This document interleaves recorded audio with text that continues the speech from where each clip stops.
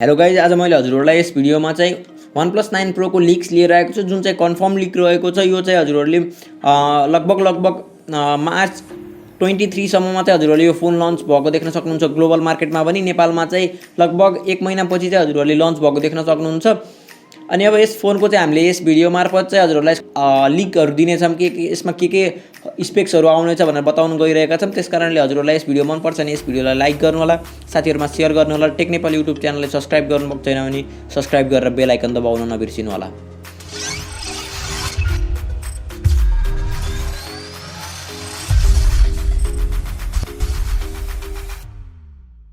OnePlus 9 Pro को बारेमा कुरा गर्नुभन्दा अगाडि चाहिँ यदि हजुरहरूले चाहिँ OnePlus 9 Pro को लिक्स भिडियो हेर्नुभएको छैन भने चाहिँ मैले आई बटनमा राखिदिने छु, हजुरहरूले त्यो पनि हेर्न सक्नुहुन्छ।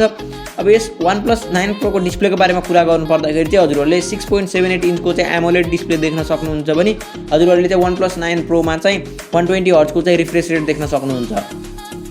अनि अब यस फोनको चाहिँ पिक्सल डेन्सिटीको बारेमा कुरा गर्नुपर्दाखेरि चाहिँ हजुरहरूले 518 ppi देख्न सक्नुहुन्छ भने यसको स्क्रिन प्रोटेक्टरको बारेमा कुरा गर्नुपर्दाखेरि चाहिँ हजुरहरूले कोडिङ गरेर क्लास 5 को प्रोटेक्सन देख्न सक्नुहुन्छ।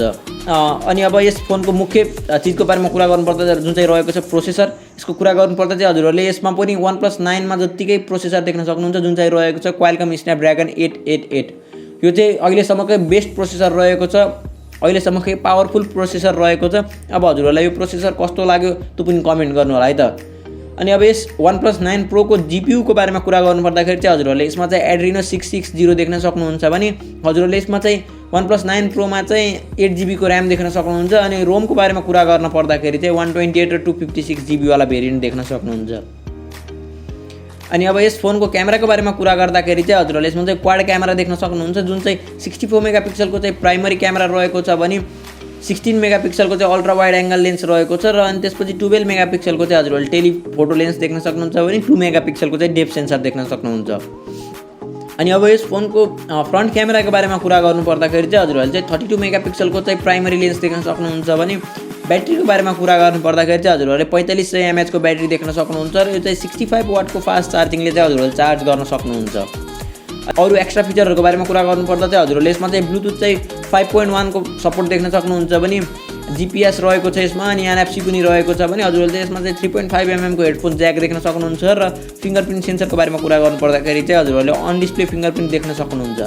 अब आयो यस फोनको प्राइसको बारेमा कुरा गर्नुपर्दा र यो फोन चाहिँ नेपालमा कहिलेसम्म आइपुग्छ भन्ने कुरा गर्नुपर्दा चाहिँ हजुरहरूले यसलाई चाहिँ यो फोन चाहिँ लगभग हजुरहरूले चाहिँ चैतको 15 गतेसम्ममा चाहिँ हजुरहरूले यो चाहिँ सायद नेपालमा आउन सक्छ भन्ने आशा गर्न सक्नुहुन्छ। र यसको प्राइसको बारेमा कुरा गर्नु पर्दाखेरि चाहिँ हजुरहरूले यसलाई चाहिँ इन्डियन मार्केटमा चाहिँ 52,000 मा लन्च हुनेछ भने यो फोन हजुरहरूले चाहिँ नेपाली मार्केटमा चाहिँ हजुरहरूले लगभग हजुरहरूले चाहिँ 87,000 देखि 90,000 सम्ममा चाहिँ हजुरहरूले पर्चेज गर्न सक्नुहुन्छ यो मोबाइललाई।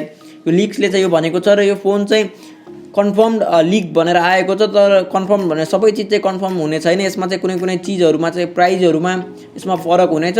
अब यो भिडियो मन पर्यो भने चाहिँ लाइक गर्नु होला, साथीहरुमा शेयर गर्नु होला र हाम्रो च्यानललाई सब्स्क्राइब गर्नुभएको छैन भने सब्स्क्राइब गरेर बेल आइकन दबाउन नबिर्सिनु होला।